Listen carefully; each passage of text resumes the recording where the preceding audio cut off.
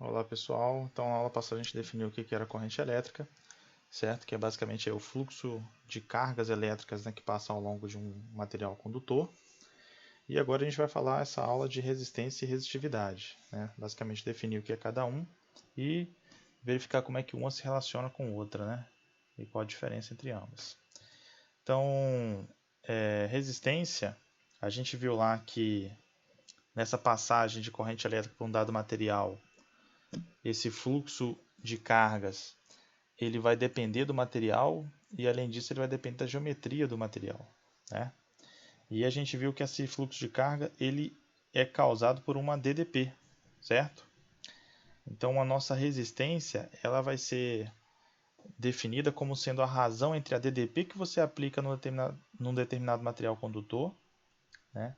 E o efeito que ela gera, né? O fluxo de carga que ela gera. Então, veja só, se eu tenho aqui uma resistência alta, né, e ao aplicar uma determinada DDP num condutor que tem resistência alta, isso significa que eu vou ter como efeito o quê? Um fluxo de carga menor. Menos carga vai passar pelo material, menos cargas elétricas vão fluir sobre ele.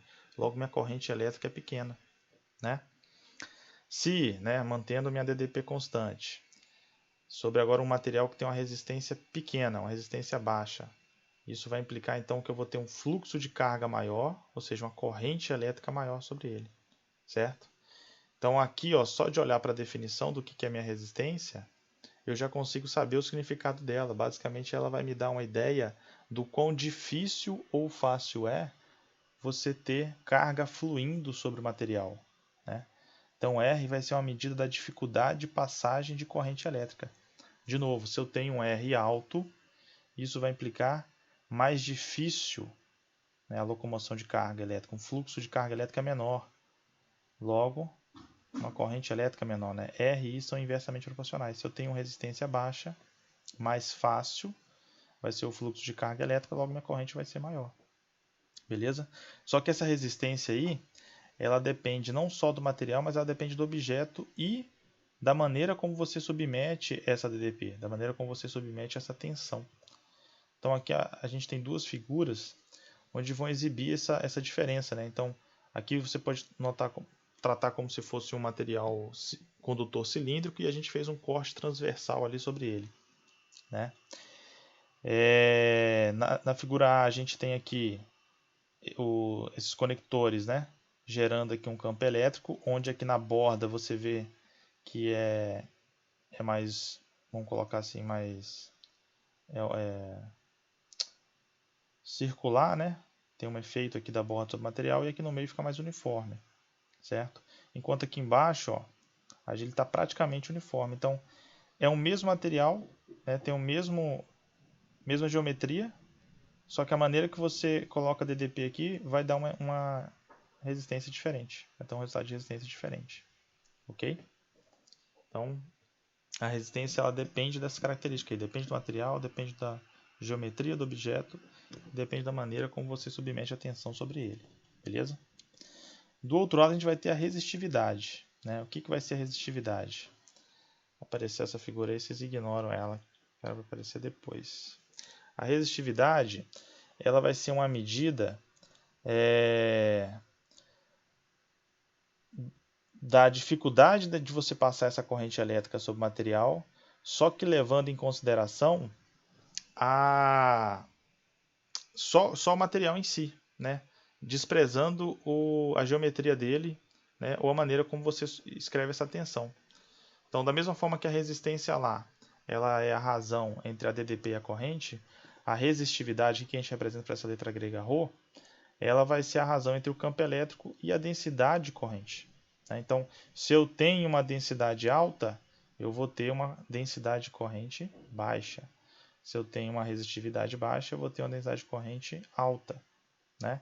Vai basicamente ter mais ou menos o mesmo significado, só que a resistividade vai estar associada com o material, né? Então você dá maior destaque, maior ênfase no material, né? Ignorando o efeito que a geometria tem, né? Ignorando o formato do objeto ou a maneira como você submete a tensão sobre ele, tá? Essa equação ela é muito comum dela ser escrita nesse formato aqui ao lado, ó. né? Onde no lugar da resistividade a gente vai representar esse sigma, que é a condutividade, né? Então, o sigma é definido como 1 sobre ρ, né? Ou seja, o inverso da resistividade. Quanto maior a resistividade, né, menor será a condutividade, né? Até intuitivo de se pensar. Quanto menor a resistividade, maior vai ser a condutividade. Beleza? Aí, escrevendo ela nesse formato, você começa a perceber, né, uma relação de proporcionalidade entre o campo elétrico e a densidade de corrente. Então, se você aumenta o campo elétrico, que em outras palavras seria aumentar a DDP ali, né, no material, você aumenta a sua densidade de corrente, a quantidade de carga que flui numa determinada área, certo? E, por outro lado, você diminui seu campo elétrico, você diminui sua densidade de corrente, né? Além de que essa é uma equação vetorial, então o sentido do campo elétrico vai indicar também o sentido da densidade de corrente, tá? Ok? Beleza. Então, vamos lá. Olha só. Então, a gente já definiu aí, né, o que é resistência e o que é resistividade. E aí vamos ver o seguinte, vamos ver como elas se relacionam, certo? Então, a gente sabe o seguinte, né, partindo da definição de resistência, a gente tem que R, resistência, é a razão entre V e I. Se a gente aplicar essas relações aqui, ó, a DDP como sendo o produto do campo elétrico vezes o comprimento do fio. Isso aqui a gente consegue encontrar só você aplicar aquela relação lá de DDP igual a integral de E escalar dl, só que aplicar ela num fio retilíneo, né? Você aplica no fio retilíneo, você chega exatamente nessa equação aqui, certo? E também usando essa aqui, ó, a gente definiu, né, a densidade de corrente como sendo I sobre A, então I pode ser escrito como J escalar A, né? Aqui, como eu também estou aplicando num fio retilíneo, eu posso sair da integral e simplesmente ser o produto entre eles, né? Então, se eu aplico esse V igual a EL e esse I igual a JA nessa definição de resistência, então vou trocar esse V por EL e vou trocar esse I por esse JA. Eu vou chegar nessa equação aqui, certo? E daqui, olha só, eu chego nessa razão, campo elétrico sobre densidade de corrente. Campo elétrico sobre densidade de corrente é o que a gente definiu lá atrás, é a resistividade. Então, ao final, eu chego nessa equação. Alguns livros, normalmente livros de ensino médio, eles se referem a essa equação como segunda lei de Ohm. Beleza?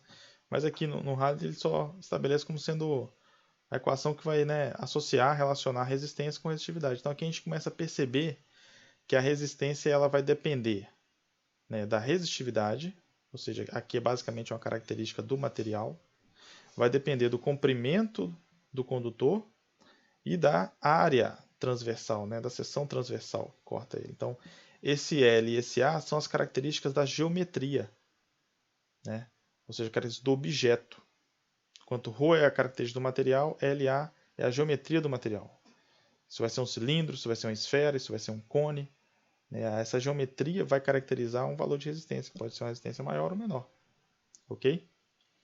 Então, aqui a gente fica mais explícito, né? Fica mais claro, né? Quais são os fatores que vão influenciar essa resistência.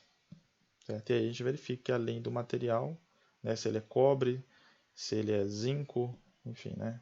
Além do material, a gente tem a geometria, qual o formato que você produziu esse condutor. E isso vai afetar a resistência. Ok? Além disso, ao passar a corrente elétrica sobre esse condutor, você vai gerar o quê? Essa carga elétrica vai colidir com o núcleo desse condutor, né, ou com outros elétrons. Então você vai gerar um aumento na vibração, né, das cargas da matéria que compõem, né, aquele condutor. Se você aumenta essa vibração, você necessariamente vai aumentar a temperatura. Não sei se vocês se recordam, né, mas a definição de temperatura é justamente essa média da vibração das moléculas, né, das cargas que compõem o material. Então, quanto maior essa vibração, quanto maior essa agitação, maior é a temperatura. Então, naturalmente, por você passar a carga elétrica ali, você vai aumentar essa vibração, essa agitação, e isso logo vai aumentar a temperatura. Então, a temperatura, por sua vez, vai influenciar, né, na resistividade do material. Beleza? Então, se eu tenho uma temperatura alta, esse ρ0 aqui, ó, seria uma resistividade padrão, né? Sei lá, resistividade é uma temperatura T0, que pode ser a temperatura ambiente. Então, é um valor de referência. Esse alfa é o coeficiente de dilatação do material, beleza? Então, de um modo geral, a gente verifica o quê? Que a temperatura ela vai linear com a resistividade. Então, se você aumenta a temperatura, você vai aumentar essa agitação, logo vai ser mais difícil para a carga elétrica fluir nesse material, porque antes ele fluía no material que tinha uma determinada vibração. Se essa vibração das moléculas aumenta, então ele vai fluir sobre um material que está vibrando cada vez mais, ou seja, vai ser mais difícil, logo aumenta a resistividade. Então, é de se esperar, é natural de se esperar que a resistividade aumente com o aumento da temperatura, porque os elétrons vão estar passando por material que agora vai estar vibrando cada vez mais, o que torna mais difícil esse fluxo, essa movimentação de carga sobre ele. Então, esse é um efeito que seria esperado de ocorrer, né? Então, a temperatura ela atua de maneira a aumentar a resistividade, né? Óbvio que isso aqui é uma aproximação para uma determinada faixa, né? Porque se você chega na temperatura de transição de fase, né, você pode aquecer o material tanto que ele pode começar a fundir, e aí essa equação aqui ela deixa de valer, né? Então esse aqui é um valor, é uma equação aproximada para um intervalo aí mais ou menos fora dos pontos críticos, né, de transição de fase, na qual ele começa a fundir, beleza? Então aqui a gente encerra essa apresentação aí, definição do que é resistência e resistividade, né? A gente verifica como uma influencia a outra e obviamente ambas são influenciadas, né, pela temperatura. Então é isso aí. Obrigado, pessoal.